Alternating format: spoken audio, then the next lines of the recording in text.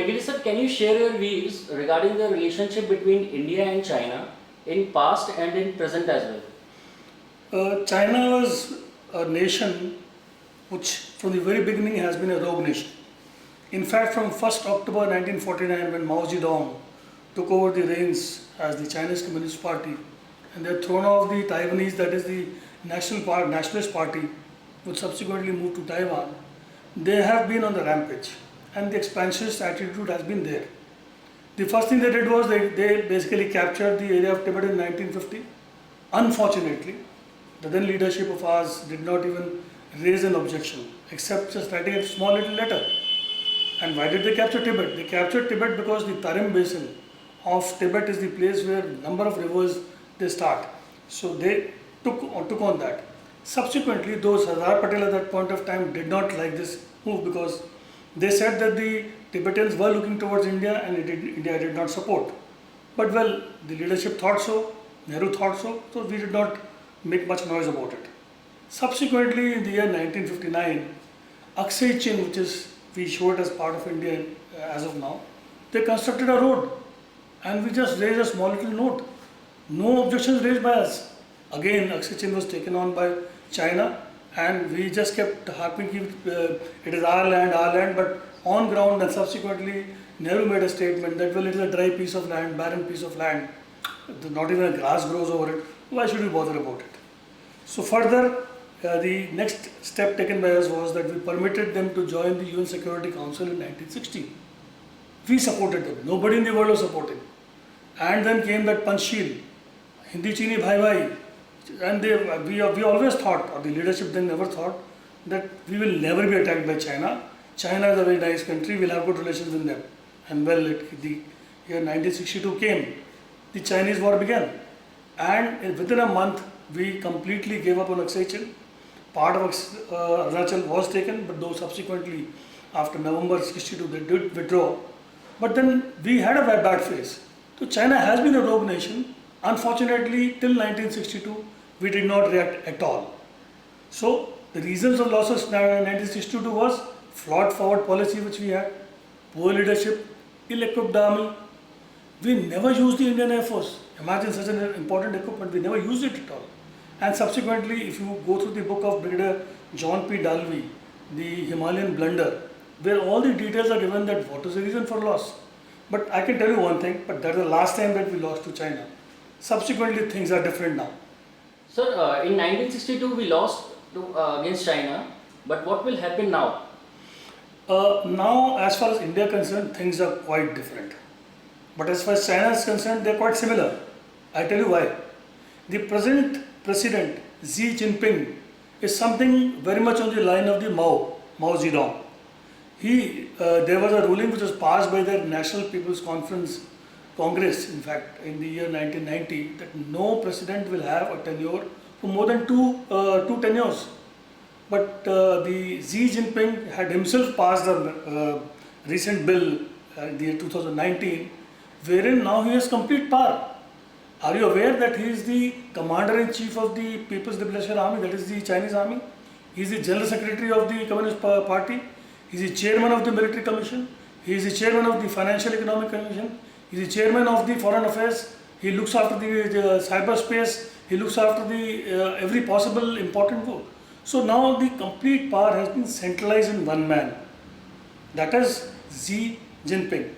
And in my opinion, since he's grown so much in stature, he thinks so. He is like that boy who never wants to come second in class and वो हमेशा first आने की कोशिश करता रहेगा. And in this race, he will make mistakes. And after the Wuhan crisis, that is the COVID-19 thing, where the world is gunning for China, they really don't want to say that they've made any mistakes. So I'm quite sure they are on a back foot. As far as India is concerned, since 62, India has changed tremendously.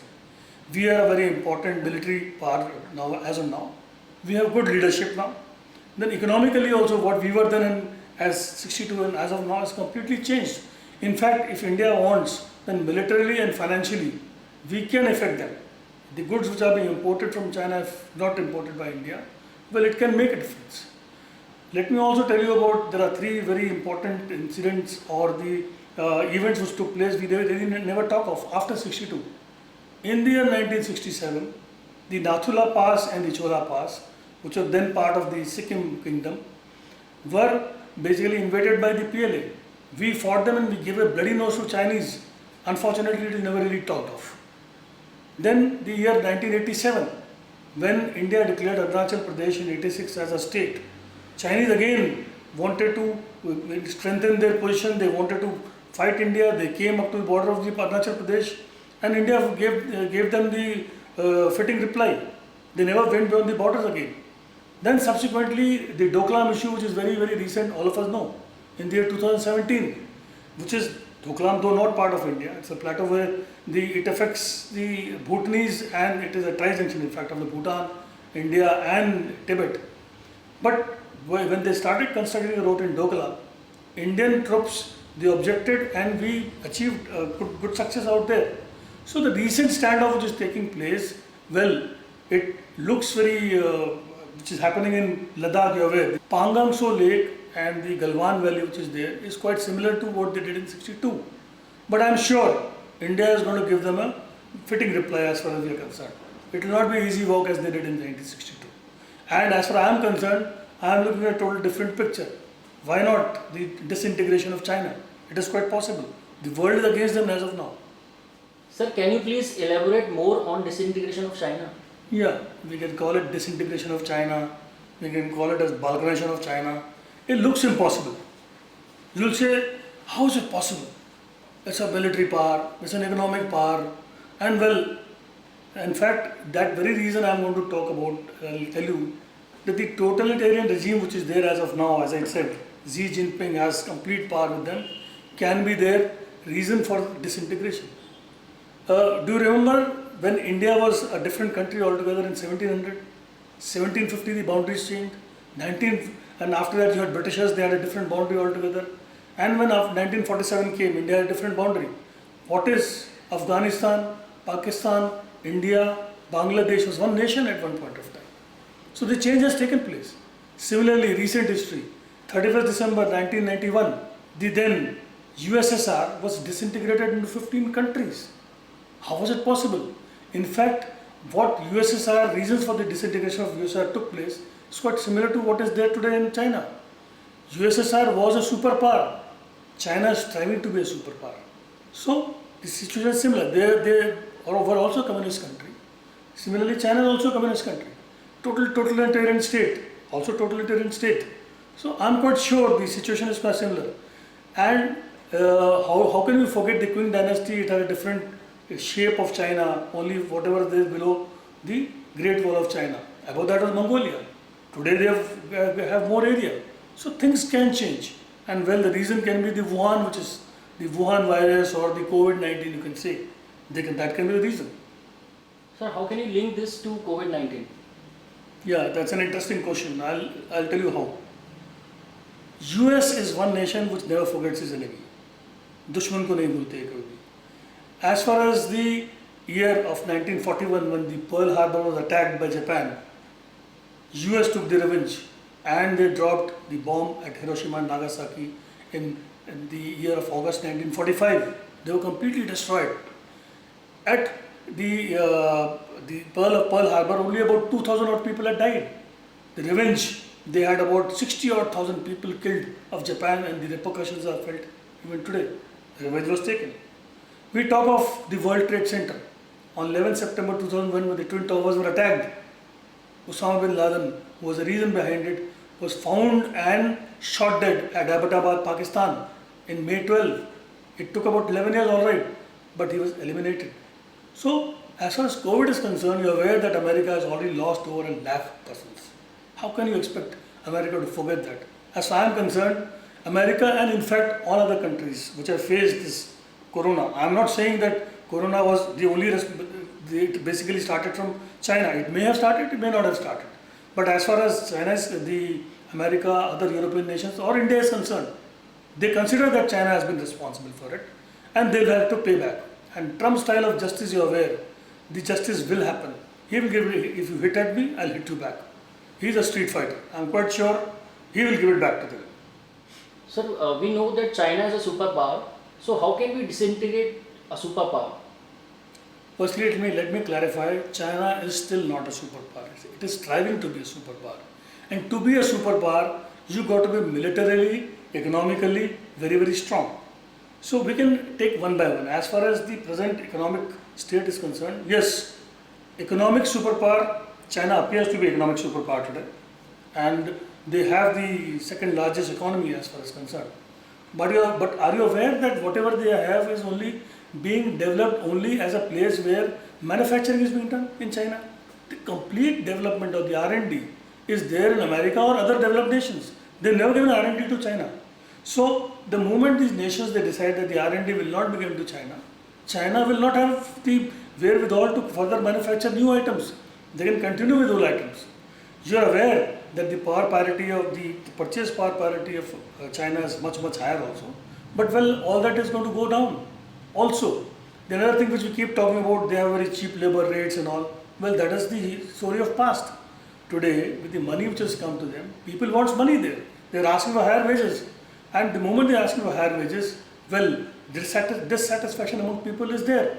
So, the moment if the R&D is stopped and the factories which are manufacturing continue manufacturing the old items, there will be a problem. And the recent one, the beginning has been already made by Japan, you are aware. Prime Minister Shinzo Abe of Japan has called for the manufacturing units or their own companies to give an option either come back to China or to Japan or go to another country. So well, it is possible. So economically, though China looks very strong, it can be made into a weak nation because their policy has been import, assimilate and re-innovate. This model is not going to last. And as far as they have never followed any principles of academic integrity, so this is going to affect China. And they do not have the R&D with them. And as far as the military power is concerned, well, they look like a very big military power today. Their spending is 3 times more than the Russia. And as of now, if you look at them, the global power, military power index, despite spending so much, they are still behind Russia. Why is it so? It is because the military spending which they have done is all right, but they do not have more than 2 aircraft carriers, which is very less. If you want to be world power, you should have aircraft carriers across the world. America has fleets all around the world, fleet number 1, 2, 3, 4, 5, 6, 7. They have over 20 aircraft carriers. India also has 1 aircraft carrier, we may have second soon also. So they do look big, they do spend a lot of money, all right, but militarily they are nowhere and they do not have the technology. So both ways, as I said, economically they can be reduced and subsequently they can also be reduced militarily also. Now this is one thing I was talking of. If US wants to lead a campaign and they can bring down all the developed countries and developing nations into one umbrella, isolate China, what will be China be? You may have Pakistan, you may have North Korea, bas, that's it. इसके अलावा कोई नहीं रहने वाला उनके पास. There is nothing beyond that. And what China has given to North Korea and Pakistan, that is what they have. So even those people are not militarily all that strong. It is very easily possible. And well, as of now, what China is trying to do, they are trying to incite Nepal. That is why the Nepal-India relations have started soaring. They are trying to have the Ladakh region where they are trying to incite. Hong Kong, they started off, you are aware of that. Subsequently also, in the South China Sea also, they have started moving up and they started creating a problem. So how do you justify the China's claim on South China Sea? China का बड़ा simple सा है. नाम South China Sea है तो हमारा है. I mean, this looks nonsensical. Indian Ocean is by the name Indian Ocean तो वो तो हमारा हो गया. ऐसा नहीं होता है. The name doesn't mean that it belongs to you, but that is what the hegemony of China is. They have drawn some imaginary 9-dash line where they say that anything between the 9-dash line belongs to them. It looks like a very stupid claim because 9-dash line has a lot of islands like Spratly Island, the Scarborough Islands and the Parcel Islands. All these islands have connections with the Vietnam, Taiwan, the Philippines, Malaysia, Brunei, Indonesia. These countries have also made claims. They have gone to UN also for that and subsequently a direction was given, well, China cannot make a claim. But still, China makes claim that it just belongs to us. Even now the activity in these areas have increased. This further is going to alienate them. Let them do it. If they're doing it, I'm quite sure countries like which are in that area, South China Sea, and also other neighbors like Japan also, which has always been a historical enemy of China. They will also go against them. Similarly, you have New Zealand, Australia, they are also unhappy with them. As I said earlier, the only friends they left will be with North Korea and Pakistan. So that is what is going to happen with South China Sea also. So can you highlight some problems within China for the sake of understanding? You would have heard of a term called Arab Spring. In the year 2010 to 2012, there was a complete uprising which took place, anti-government actions took place somewhere in the northern part of Africa and the Middle East. It started off from a small little place, a small little response in Tunisia, but however it spread to the